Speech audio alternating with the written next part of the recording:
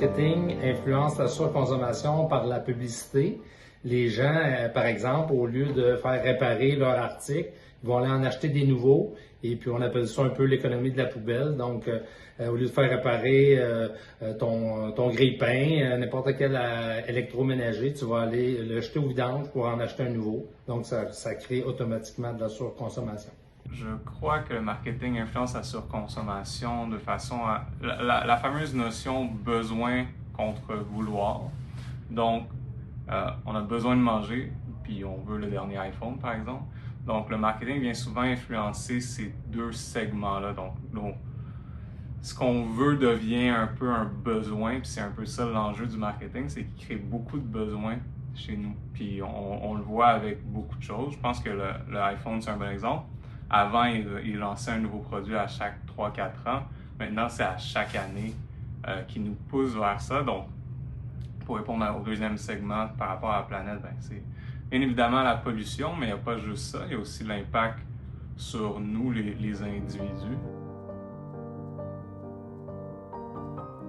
Je crois que justement, c'est par l'éducation qui peut être faite par le marketing que ça peut justement aider une consommation plus responsable, que ce soit au niveau de l'environnement, mais aussi quand on market bien justement des alternatives plus positives face à d'autres alternatives, que ce soit au niveau d'utiliser du plastique versus des produits en bambou, que là justement, si on market vers une utilisation plus responsable, mais ça peut vraiment amener à une consommation plus responsable.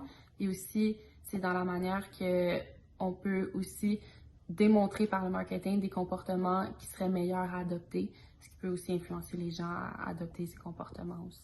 En fait, le marketing permet d'éduquer et d'informer les consommateurs avec transparence face aux enjeux environnementaux et sociaux présents dans la société et les encourager et les inciter à l'adoption de comportements responsables et durables.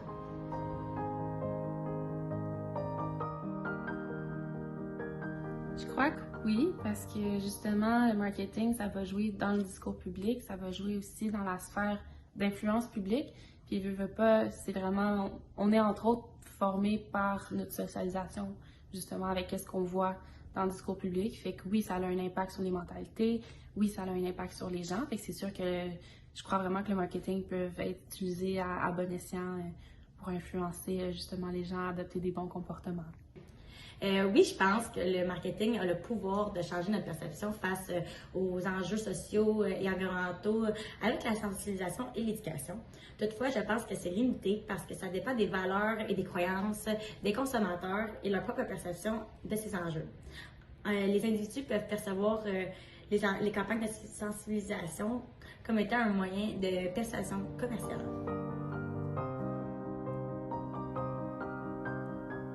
Pour moi, le marketing éthique est, je te dirais, un peu des deux.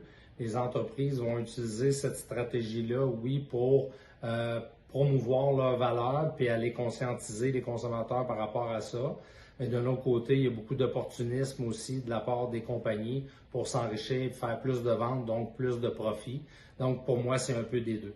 Il ne faut pas être cynique à ce niveau-là parce qu'il y a beaucoup de grosses entreprises qui vont faire des campagnes de financement pour aider certaines causes. Puis on a souvent ce réflexe-là de dire « Ah ben, c'est une grosse compagnie, ils vont faire de l'argent sur le fait qu'ils vont juste vendre plus parce qu'ils s'associent avec une campagne. » Mais ils finissent par aider quand même.